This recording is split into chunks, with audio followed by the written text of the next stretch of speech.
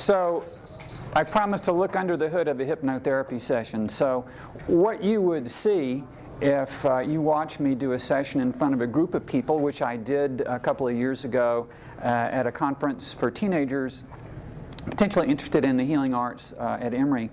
A young lady stood up and said that she wanted me to help her with her fear, because I'd mentioned I work with people who have unusual fears sometimes. She says, "Do me." And then she told me that she was afraid of being touched by other people's feet. And I had to admit, that was unusual. And I'm thinking, well, I only got a few minutes. And I said, "No, do me." Oh, okay. So if you think about fears, one of the things that is true is to be able to have a fear, we have to run a series of impulses through the neural networks in the brain repeatedly the same way, over and over and over again, to get the same results. And if you run it backwards, then that scrambles the processing and the person isn't afraid anymore. So I said to her, okay, imagine that you've got someone's feet on you, and you run the whole thing backwards, like rewinding a video. She kind of smiles, and I said, well, what is feet backwards anyway? Teeth. Oh no, teeth. And she laughed. And that's probably the first time she ever laughed about being touched by feet. That was really a healing moment, because when we laugh at a fear, it loses power. Now, she says, I'm not done yet. So I said, all right, come on up to the front of the room. I shook hands with her, and when I did, I hypnotized her. There's a simple way to do that. And I had her hand left out in the air like this. And I said to her, now, I only want your hand moving up with honest unconscious movements at the same rate at which your unconscious mind eliminates this fear, takes care of it, finishes up this process, and her hand starts doing this with little jerky movements, which is common for someone who's in hypnosis to be moving a hand this way. Technically, this is called an arm levitation in catalepsy. And then somebody else comes in from the next group. They're coming in early. So I gave her some instructions just to finish up unconsciously while her conscious mind was able to do what it needed to for the rest of the evening. The unconscious mind could finish up at whatever rate it needed to, and then the arm could drop. So I get an email from her the next week. She said that later that evening she'd gone to brush the hair out of her face, but her hand wouldn't go all the way up. She wasn't done yet. And then later on she was able to brush her hair, and in the email she said she decided to go into psychology and practice as a hypnotherapist. Okay, so I told this story again at the same conference a few weeks ago. And one young lady sitting over on my right said, well, I've got a fear of elevators. And I said, well, what's going on? She'd gotten stuck in it for a couple of hours, a couple of times. And I said, well, you seem to have lived through it.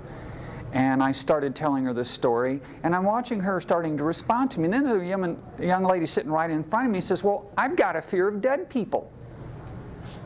And I said, well, are they coming up and, asking for money on the street? Are they, they hanging out? No. Well, are you hanging out with them or something? No. Well, I thought, well, maybe you might have a part-time job at a mortuary. Okay, and those responses were powerful because I was starting to get her to associate a little bit of humor and startle her about her feelings of fear. Now, this is starting to shift the process a little bit. So as I'm talking to the young lady about the elevators and telling the teeth story, within which are instructions to her unconscious mind to get rid of the fear, to eliminate it, take care of it.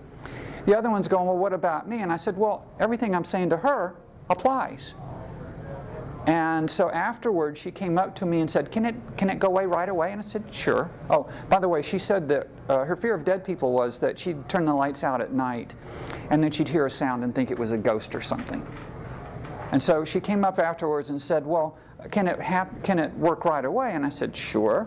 She says, well, now when I think about dead people, I just think about giving them a nice hug. Now, there's a huge shift in just a few moments just by hearing the stories and getting some suggestions, hypnotic suggestions, that seem to be just part of my conversation with her. So what's going on is I'm getting the people who are afraid out of their normal mindset with the fear. Humor plays a huge part of that because, again, if they can laugh about it, then they can, that starts to pull all of the juice out of the fear. And secondarily, the other thing I said to the young lady who was afraid of dead people was, oh, by the way, anything I say to her can apply to you too. And what she did essentially was she piggybacked on this person's hypnosis session, because I was putting most of my attention to the young lady who had the fear of elevators.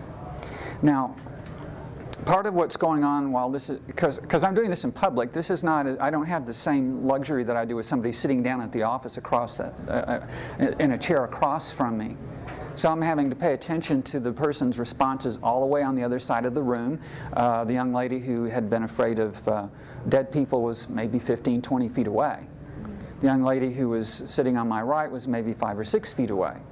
And it's in a group setting, and that actually worked to my advantage, because someone speaking up in a group is aware of all the other people there, and they're motivated enough, they're intense enough that they're willing to speak about their fear in front of that group. And so that gave me added leverage to help them make that shift.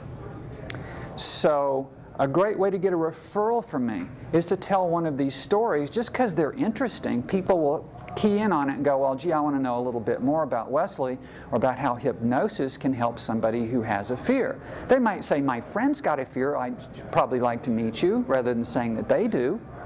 And that's okay. You can take them to the website, Doreen's testimonial videos there. There's a lot of other information there. And from that point, they can call me and have a conversation. Obviously, there's no obligation. I can help them understand and appreciate how I might be able to help them. And I do offer a free initial evaluation for people who want to meet me first. I'm Wesley Anderson, Doctor of Clinical Hypnotherapy.